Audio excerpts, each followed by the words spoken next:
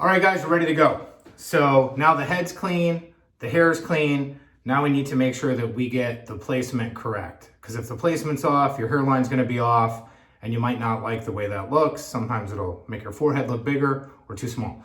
So what we need to do is take the head of hair, and I like to line it up right about where it goes, sit it down. Now there's no adhesive on my head at this point. We're just kind of lining things up. I'll brush it back a little bit. See, it's kind of moving around there because it's not secure yet. But right there is about right where we need to go with it, okay? So what I would recommend to do if you don't have a point of demarcation or a way to mark it, I would recommend taking a wax pencil. This is just my brush, but I would take a wax pencil and I would trace right in front of where it needs to sit. This way, when you go to place your bonding down, you know where to put it. You're not going to be out of line. It's not going to be down too far, or you're going to definitely have it in the area that you need it. So mark it, put it lower than it needs to go, and then start applying the bond right behind it. So now we can take the hair off. I'm going to start applying my bonding. I use a product called Ghost Bond. Seems to work best with me. Now in my case, I have a pretty decent tan. So what I'll do is I will start to apply the bond right behind my tan line. You want to make sure you go nice and thin with it. Spread it as far as it'll go. I always find the less of the bond that you use, honestly, the better it sticks, the better it cures. So I would recommend doing a couple very thin coats of the bond. So it's turning clear already. As it turns clear, it sets really nice. Now I do a full head bond. So I line that bond up through the entire top of my scalp.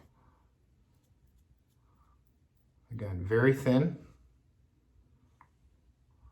And it'll cure nicely. If you put it too thick, it's not going to turn clear.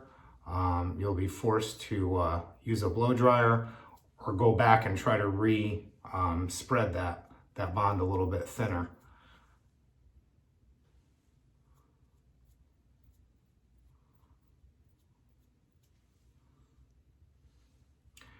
Make sure the coating's nice and even and that you cover all the areas in which your head of hair is going to be placed.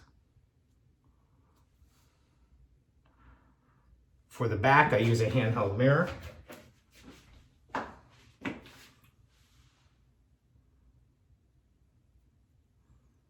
Really easy to line it up with that handheld mirror right there. See that?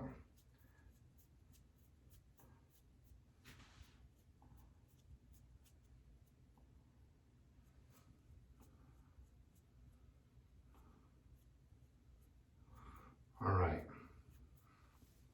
So now we're going to let that bond cure. It's going to take a few minutes. Some people like to speed this process up a little bit with a blow dryer.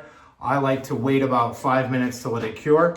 So we'll hang out, we'll wait, let it cure. The head of hair is ready to go. We're going to reapply the hair, style it, and we'll be done.